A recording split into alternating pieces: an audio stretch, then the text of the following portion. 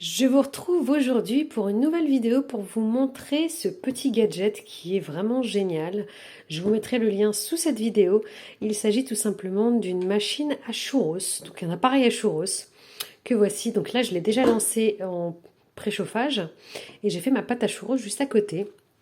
Donc ici, les filles sont fans des churros, mais personnellement, je trouve que c'est assez fastidieux à faire. Ça demande beaucoup d'huile, de la friture, et c'est ce qui me freine à chaque fois pour en faire. Du coup, je me suis dit, il faut que je trouve une solution pour pouvoir faire des churros, mais plus simplement. Et après avoir vu pas mal d'avis, de vidéos avec ces appareils, je me suis lancée, donc j'ai pris cet appareil pour les filles. C'est super simple à utiliser. Donc il suffit de la lancer en préchauffage. Pendant que vous la lancez à chauffer, vous préparez votre pâte à churros. Pâte à churros pas plus facile. Là par exemple, je savais pas quoi faire pour le goûter, j'avais pas d'œufs, donc je me suis dit qu'est-ce que je peux bien faire? Des churros. À l'intérieur, j'ai mis 200 g de farine, j'ai mis 200 millilitres d'eau. Donc c'est voilà, si vous faites 300 g de farine, vous mettez 300 millilitres d'eau. J'ai mis une pincée de sel, j'ai mis une cuillère à café de levure chimique et le tour est joué. J'ai mélangé, ça se mélange très très bien. Et moi j'ai des feuilles comme ça pour les poches à douille. Si vous avez en tissu, vous savez, c'est peut-être préférable parce que vous pouvez peut-être les brûler. En tout cas, il faut faire attention à pas brûler ça avec le chaud de l'appareil. Mais voilà, donc je vais vous montrer aussi ma technique pour remplir la poche à douille pour éviter que ça en mette partout. Mon astuce, elle est très simple. Je vais prendre mon verre doseur. Je vais rentrer à l'intérieur la poche à douille, que je vais rentrer comme ça, comme on met les sacs poubelles.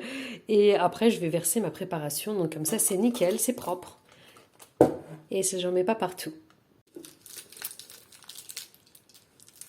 Vraiment super efficace. Maintenant, il ne reste plus qu'à couper le bout et remplir donc mon appareil à churros de pâte à churros.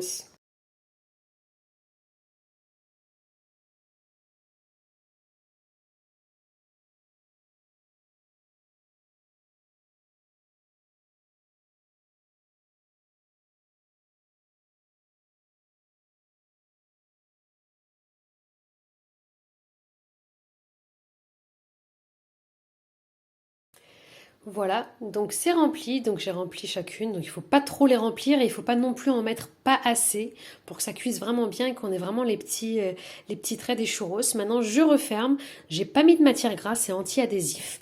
Vous allez voir que c'est ultra efficace. Et là je vais délicatement refermer et on va laisser cuire pendant 5 minutes. Et ensuite vous allez voir que je vais le retourner pour cuire encore 5 minutes de l'autre côté. Ça fait 5 minutes, je vais le retourner tout simplement. Hop là. Et donc c'est reparti pour 5-6 minutes à peu près. Donc les 5-6 minutes sont passées, je le remets à l'endroit. Et on découvre nos churros que voici. Ils ne collent pas. Alors moi ce que je fais, donc ils ont l'air assez durs comme ça. En général, la deuxième fournée, elle est un petit peu meilleure, mais ils sont très très bons. Ce que je fais, c'est que je les retire, je les mets dans une assiette, je mets un tout petit peu d'huile. Je prends mon vapeau comme ça, je mets un petit peu d'huile, du sucre, et ça passe nickel.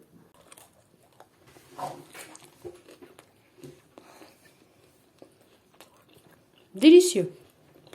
Franchement, ils sont moelleux, ils sont pas secs, ils sont super bons.